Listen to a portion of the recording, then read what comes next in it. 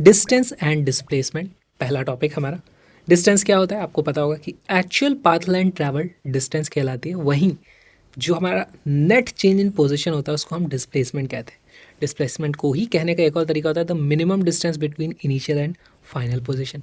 तो इस चीज़ को समझ लेते हैं किस तरीके से काम करती है। मान लो हमारे पास एक बस है जो इस तरीके से इधर से उधर मूव करती है। अभी हम मोशन इन वन डायमेंशन की बात करें तो वो सिर्फ आगे या पीछे ही जा सकती है, वो कहीं और नहीं जाएगी।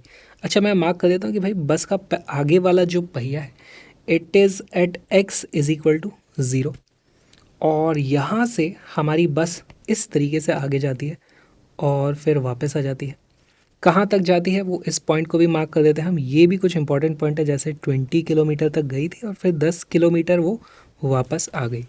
तो यहाँ पर डिस्टेंस ट्रैवल कितना हुआ, देखो यहाँ से यहाँ तक गए और इतना चल गया, तो टोटल जितना उसने चला है डिस्टेंस की वैल्यू आ जाएगी। डिस्टेंस इज इक्वल टू यहाँ से गए 20 और वापस आए, ये डिस्टेंस भी तो चला उसने 10, तो टोटल आ जाता है 20 plus 10 which is equal to 30 kilometre. बहुत ही सिंपल। डिस्प्लेसमेंट में हमें साइन का भी यूज़ करना पड़ता है ना। डिस्प्लेसमेंट, देखो डिस्टेंस हमेशा पॉजिटिव होता है, जो भी हम चलते हैं वो पॉजिटिव ही चलते हैं, लेकिन जैसे ही आप उसमें साइन ऐड कर देते हो वो डिस्टेंस से बन जाता है डिस्प्लेसमेंट। जैसे हम यहाँ से इस तरफ चले थे, अब ये 0 था ये 20 है, तो ये हमारा पॉजिटिव डायरेक्शन हो गया। इस तरफ हम चले हैं +20, उसके बाद हम वापस आए हैं, है ना, ये उल्टे डायरेक्शन में आ गए हैं। ये डायरेक्शन दोनों अलग है, तो एक पॉजिटिव होगा तो दूसरा नेगेटिव होगा। वैसे तो आप किसी को भी पॉजिटिव किसी को भी नेगेटिव ले सकते हो, लेकिन इस पर्टिकुलर केस में ये 0 है, इधर पॉजिटिव हमें दिख रहा है। तो हम पहले चले थे +20, तो यहाँ पे मैं लिखूँगा +20, फिर बाद में हम आए हैं -10, तो इसकी वैल्यू आ जाती है +10 किलोमीटर। तो डिस्टेंस और डिस्प्लेसमेंट ज़रूरी नहीं है कि हमेशा बराबर हो।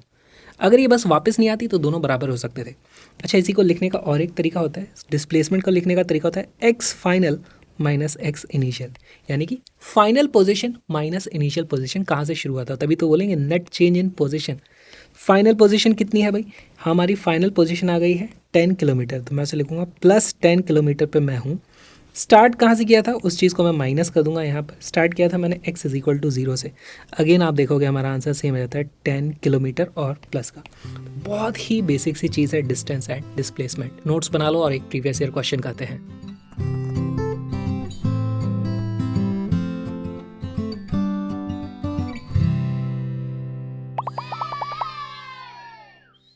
A person moved from A to B on a circular path as shown in the figure। तो हमारे पास A से B तक एक एक्चुअली इंसान आया है और ये इस तरीके से, मैंने बनाया नहीं, यहाँ पर बना देते हैं, इस तरीके से वो चल करके आया है। If the distance traveled by him is 60 metre then the magnitude of displacement would be। तो ये प्योरली ज्योमेट्री का सवाल हो जाता है। देखो डिस्टेंस होता है ये वाला जिसकी मैग्नीट्यूड आई है 60 मीटर ना, दिस इज 60 मीटर। अच्छा, इसी को आप क्या लिख सकते हो, लेंथ इज इक्वल टू, ये जो होती है लेंथ हमारी वो होती है बेसिकली r टाइम्स थीटा, जहाँ पर थीटा होना चाहिए रेडियन में। यहाँ पे 135 डिग्री है। अच्छा, ये टोटल एंगल होता है हमारा 180 डिग्री, उसको हम बोलते हैं पाई रेडियन। तो ये 135 हो जाता है एक्चुअली हमारा 3π/4 रेडियन।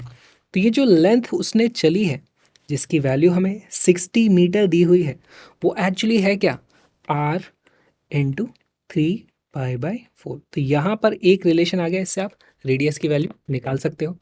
उसके बाद हमें बताना है कि इसका डिस्प्लेसमेंट कितना होगा। हमारे पास कुछ ऑप्शन है, डिस्प्लेसमेंट कौन सा होगा, एक्चुअली ये वाली जो भी लेंथ होगी यही हो जाता है हमारा डिस्प्लेसमेंट। तो आपको ये वाली लेंथ पता करनी है। इसको पता करने के बहुत सारे तरीके हो सकते हैं, या तो आप इस ट्राइंगल को ये पता कर लो और फिर ये पता कर लो, फिर पाइथागोरस लगा करके आप आंसर निकाल सकते हो, या फिर यहाँ से इस तरीके से एक ट्राइंगल अज्यूम करो, इसकी लेंथ पता कर लो, फिर उसको डबल कर दोगे तो भी आपको यही लेंथ मिल जाएगी। कोई सा भी तरीका लगा सकते हो, ट्रिग्नोमेट्री का इस्तेमाल होगा। वीडियो को पॉज करो, क्वेश्चन को सॉल्व ज़रूर करने की कोशिश करो। सॉल्व करो।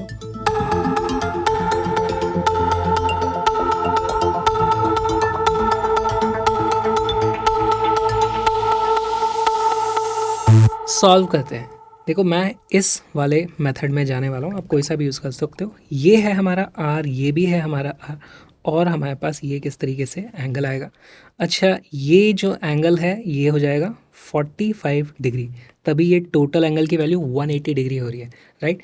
तो मेरे पास ये वाली जो लेंथ है, ये लेंथ एक्चुअली कितनी हो जाती है, this length is equal to r sin 45 degree, और ये वाली जो टोटल लेंथ हो जाती है वो कितनी हो जाती है? देखो रेडियस तो ये था ही सही, उसमें आप इतना r cos 45 और ऐड कर दो तो ये वाली हो जाएगी r cos 45 डिग्री।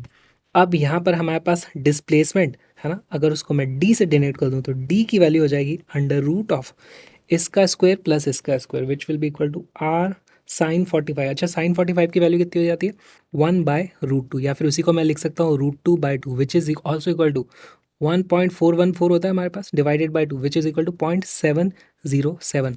अब यहाँ पे देखो हमारे आंसर्स थोड़ा दूर दूर पास पास भी हैं, वैसे अप्रॉक्सीमेशन करें कि नहीं करें सोचना पड़ रहा है मुझे, पर मैं अप्रॉक्सीमेशन करना स्टार्ट कर दूंगा अभी यहाँ पर। तो 0.7 इसको मैं लिखूंगा 0.7 टाइम्स आर है ना, तो यहाँ हो जाएगा 0.7 इस पूरे का स्क्वायर प्लस सिमिलरली ये वाली वैल्यू भी 0.7 आर के बराबर है और ये आर के बराबर है, तो ये हो जाता है 1.7 आर का स्क्वायर। अब यहाँ पर आप देखोगे तो आर कॉमन बाहर निकल आएगा, अंदर हमारे पास बचता है 0.7 का स्क्वायर यानी कि 0.49 प्लस 17 का स्क्वायर कितना होता है? 289 होता है। ये 1.7 है तो इसका हो जाएगा 2.89। इसी को आप लिख सकते हो आर अंडर रूट ऑफ, इन दोनों को आप ऐड करोगे तो आएगा 3.38 और इसी को मैं अप्रॉक्सीमेटली लिख दूंगा R into under root of 3.4। तो ये हमारी वैल्यू आने वाली है डिस्प्लेसमेंट की। क्या है हमें ऑप्शन दिख रहा है? नहीं, अभी हमें इसे और सॉल्व करना पड़ेगा। देखो यहाँ से मैं लिख सकता हूँ हमारे पास आर की वैल्यू आ जाती है 60 इंटू 4 डिवाइडेड बाई 3 पाई, ये इस तरीके से कट जाएगा, बचता है 20 और यह आ जाता है हमारे पास 80 डिवाइडेड बाई पाई। तो यहाँ पर आर की वैल्यू आप इसमें डाल दोगे और हमारे पास आ जाता है displacement d is equal to 80/पाई अंडर रूट ऑफ 34 है ना, 34 डिवाइडेड बाई 10। ऑलराइट, जो पाई होता है वो भी लगभग √10 के बराबर होता है ना, तो ये √10 और ये भी लगभग √10 है, दोनों मिलकर के इस ऊपर वाले जीरो को काट देंगे, इसकी वैल्यू अप्रॉक्सीमेटली इक्वल आ जाती है 8√34। अच्छा √34 36 हमें पता है अंडर रूट होता है, यहाँ पे 6 आ जाता है, ये भी 6 से थोड़ा सा छोटा आने वाला है, which will approximately equal to 8 into 6 which is equal to 48 के आसपास हमारा कोई ऑप्शन है क्या? तो हमारे पास एक्चुअली ऑप्शन नंबर ए इस तरीके से आप मार्क कर सकते हो। तो अच्छा सवाल था डिस्टेंस और डिस्प्लेसमेंट का। कहने के लिए तो ये मोशन इन 1D का सवाल नहीं है, लेकिन डिस्टेंस और डिस्प्लेसमेंट में इस तरीके की बहुत सारी ज्योमेट्रीज बनाई जा सकती है। हम चलते हैं आगे।